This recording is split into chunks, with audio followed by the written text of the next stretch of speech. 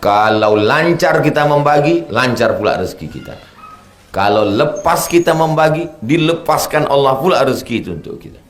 Kalau kita mengirit, memperdikit, menghitung-hitung, mengamat-amati, untuk ibu ini kasih segini, untuk ini kasih segini. Kenapa lain? Karena dia dulu waktu balik dia kasih aku segini, maka balasnya segini. Ada pula catatannya itu. Jangan. Allah Subhanahu wa taala wala tu'i fayu'i Allahu 'alaika. Jangan sampai engkau terlalu cermat memata-matai duit, memata-matai makanan, maka Allah pun akan mempersedikit rezeki.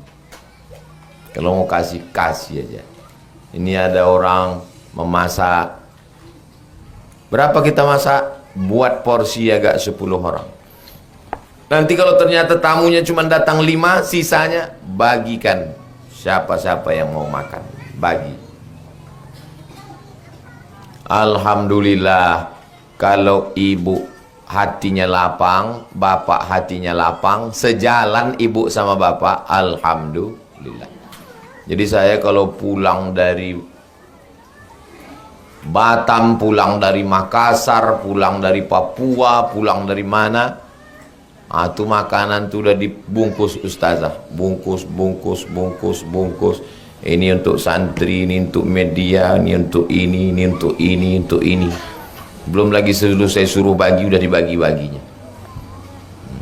Bahkan yang tak untuk dibagi pun dibaginya juga. Mana kue yang ku bawa tadi? Udah habis ku bagi katanya. Jadilah, daripada disimpan sampai berjamur, busuk. Kalau kata orang tua-tua namanya busuk berteduh. Kenapa disebut busuk berteduh? Makanan itu kalau bisa biarlah busuk di lambung. Jangan karena busuk berteduh. Dibuka kulkas, boserak makanan berjamur busuk. Kalaulah disedekahkan kemarin, kalaulah dibagikan, jangan membagikan makanan busuk.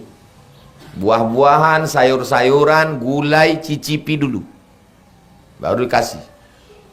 Jangan kue bagus, cantik, tengok bawah, expire.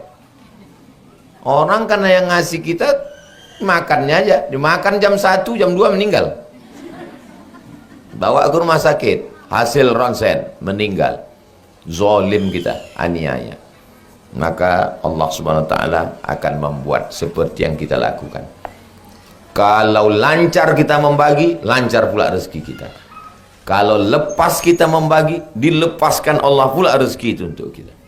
Kalau kita mengirit, memperdikit, menghitung-hitung, mengamat-amati, untuk ibu ini kasih segini, untuk ini kasih segini. Kenapa lain? Karena dia dulu waktu balik dia kasih aku segini, maka balasnya segini.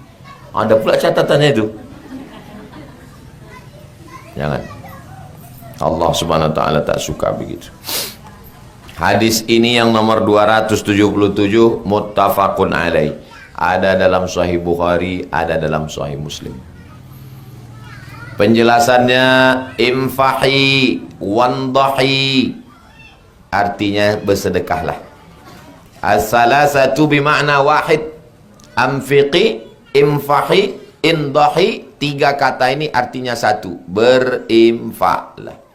La tuki, la tusaddil wi'a, jangan tutup tempat makanan, pelit, bakhil supaya tak dimakan orang, nanti kau juga akan ditutup rezekimu. Wa huwa ar-ribat alladhi yurbatu bihi. La tamna'i ma fi yadik, jangan larang orang untuk memakan rezeki yang sudah dibagikan Allah Subhanahu wa taala. Mudah-mudahan kita diselamatkan Allah dari penyakit bakhil. Wa may yuqa shuhha nafsihi fa ulaika humul muflihun. Siapa yang selamat dari penyakit bakhil, itulah orang yang beruntung. Bu, saya mohon izin permisi ke toilet sebentar ya, kata tamu. Ya silakan maju ke depan. Pas pergi tamu ini ke dapur, ditengoknya di dalam tempat gula itu garpu. Kok bisa di dalam tempat gula? Biasa dalam tempat gula itu apa? Sendok. Ini garpu. Saking pelitnya. Saking pelitnya untuk ngambil gula itu garpu.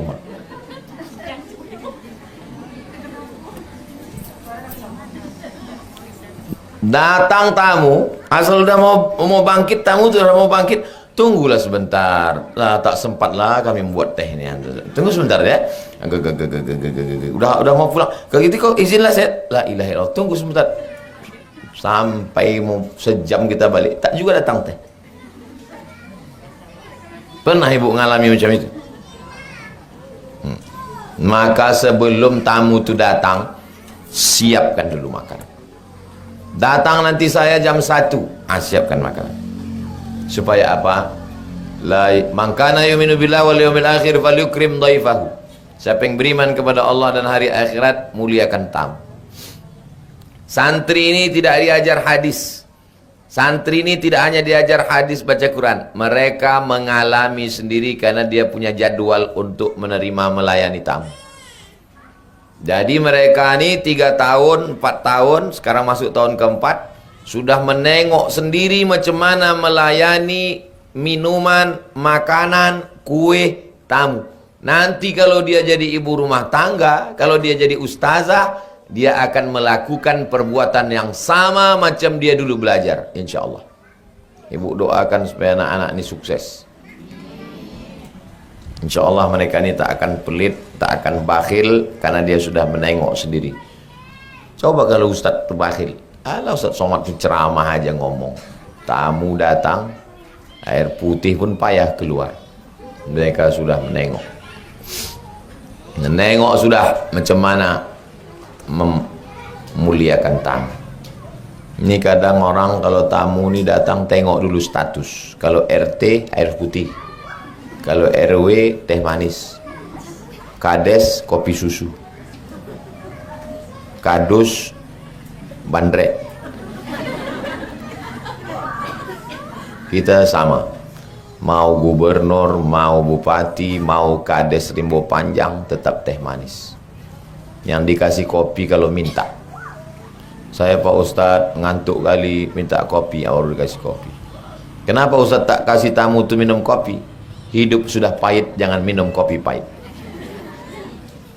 Kasih dia minum teh manis. Betul Sami?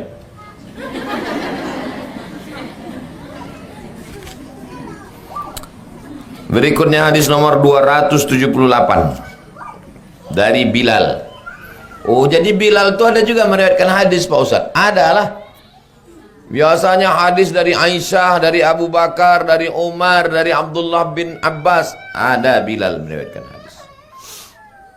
Radhiyallahu an. Qala li Rasulullah. Rasulullah berkata, "Ya Bilal, wahai Bilal, mut faqiran wala tamut ghaniyan." Matilah engkau dalam keadaan fakir, jangan mati kaya. Apa maksud mati fakir, jangan mati kaya? Jangan menumpuk harta. Itu maknanya. Tapi kalau kita mati meninggalkan harta, boleh apa tak boleh? Kalau mati tak boleh meninggalkan harta, takkan ada ayat warisan. Untuk apa ayat warisan kalau tidak mati meninggalkan harta? Walakum nisfu ma taraka azwajukum illam yakul lahunna walad. Para suami kamu dapat setengah harta istrimu kalau tak ada anak. Kalau tak ada anak, suami dapat setengah. Kalau ada anak, suami dapat 1/4. Ibu hitung-hitung sendirilah berapa gelang, rantai. 1 miliar Pak Ustadz, 500 untuk dia.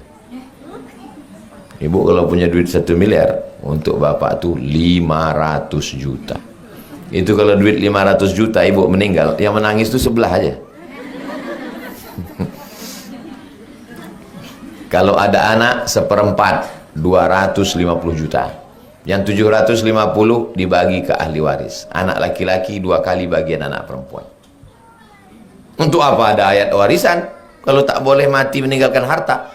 Lalu apa makna hadis kun mut faqiran? Maksudnya jangan menumpuk harta sampai lupa berinfak. Itu maksudnya. Qultu fa kaifa li bidzalik? Bagaimana saya bisa mati dalam keadaan fakir wahai Rasulullah? Gimana caranya? Nabi menjawab, ma ruzikta fala takhba. Kalau kau dapat rezeki jangan sembunyikan. Dapat rezeki jangan sembunyikan. Wa masuilta fala tamna. Kalau kau diminta jangan ditahan. Kalau datang orang minta kasih, jangan ditahan.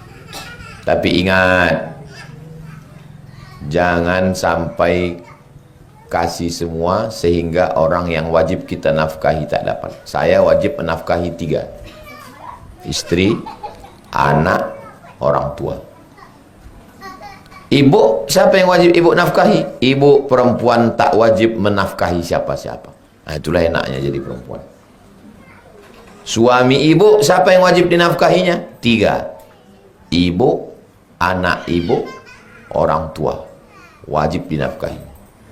Perempuan tak wajib menafkahi siapapun. Jadi kalau ibu bekerja dapat duit ibu itu bulat untuk ibu. Bapak bekerja dapat sebulan 10 juta. Ibu bekerja sama 10 juta. Apa bedanya? Duit ibu bulat 10. Duit dia 10 dibagi. Untuk belanja ibu, untuk belanja anak, belanja orang tua. Jadi kalau begitu sedap jadi perempuan apa laki-laki? Diam pula. Faqultu ya Rasulullah wa kaifa li bidzalik? Bagaimana saya tidak menyembunyikan rezeki? Huwa dzaka awin nar. Kau lakukan ini atau kau masuk neraka karena tidak membayar zakat, pelit. Tidak bersedekah, berinfak, pelit. Orang kalau mati hartanya ikut atau tinggal? Mana ada harta tinggal? Mana ada harta ikut? Tinggal semuanya. Rawahut Tabrani. Hadis ini diriwayatkan Imam At-Tabrani. Abu Syekh diriwayatkan Imam Abu Syekh fi kitabis thawab, dalam kitab as-thawab. Thawab artinya balasan pahala. Wa may yurid thawabad dunya nu'tihi minha wa may yurid thawabal akhirati nu'tihi minha wa sanajzish. Thawab artinya balasan pahala.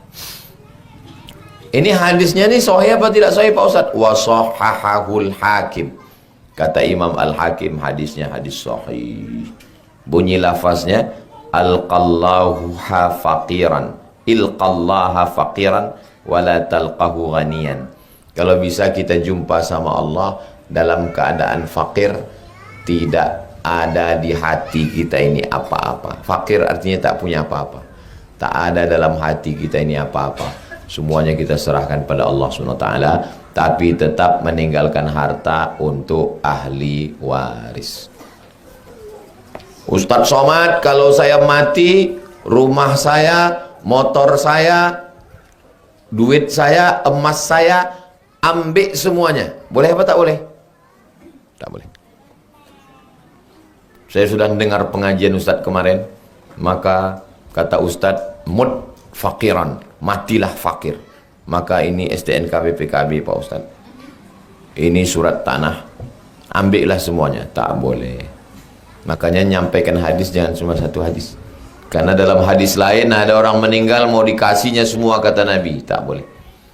Kalau tak mau engkau menerima semua ya Rasulullah, asyatru, ambil setengah. Tak boleh. Kalau engkau tahu mau menerima setengah, as-sulusu, sepertiga. Sepertiga boleh. Jadi yang boleh diwasiatkan kalau kita mati paling banyak sepertiga. Sepertiga cuman boleh.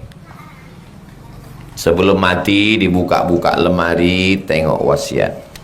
Kalau aku mati kuwasiatkan untuk asrama Ma'had Az-Zahra semua hartaku.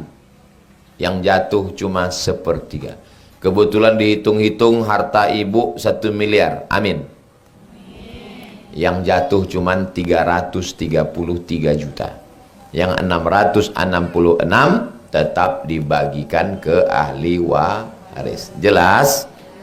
Mana tahu bapak ini sakit hati, dia melawan takut, diam dia pas meninggal dibuka laci, semua hartaku kuwasiatkan untuk asrama Mahat Az-Zahra, serahkan ke Ustadz Somad. Adapun biniku ini selop Jepang pun jangan kasih, kata dia.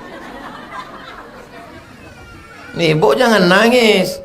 Ibu tahu, ibu udah tahu.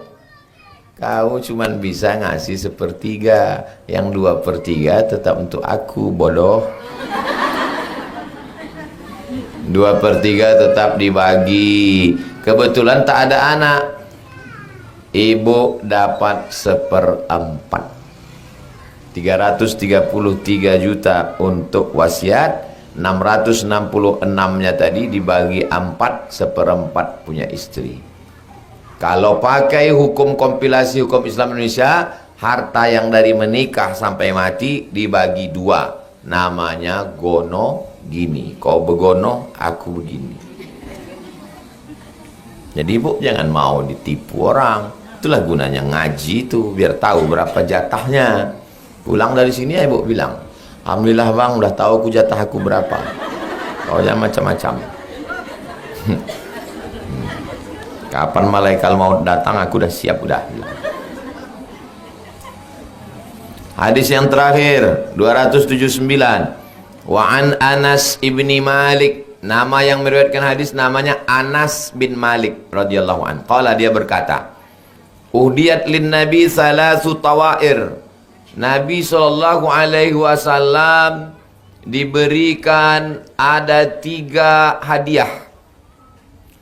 Fa'u'ta qadimahu ta'iran, pembantunya dikasih 1. Falamma kana minal ghad atathu biha, besoknya dia bawa. Faqala laha Rasulullah, apa kata Rasulullah kepada dia? Alam anhaki an tarfa'i syai'an li ghadin, ini untukmu pembantuku.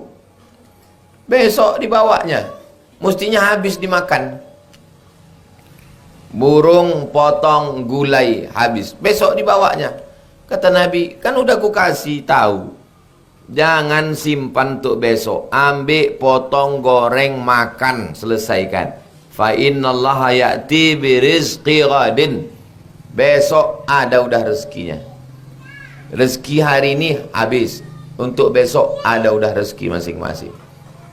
Innallaha yarzuqu man yasha bighairi hisab. Rawahu Abu Ya'la wa ruwatuhu thiqat. Hadis ini diriwayatkan oleh Imam Abu Ya'la dan para periwayatnya thiqat, periwayat yang terpercaya. Artinya hadis ini hadis yang sahih. Itulah kajian kita petang ini. Sekarang pukul 5.20 kita jawab pertanyaan-pertanyaan berikut.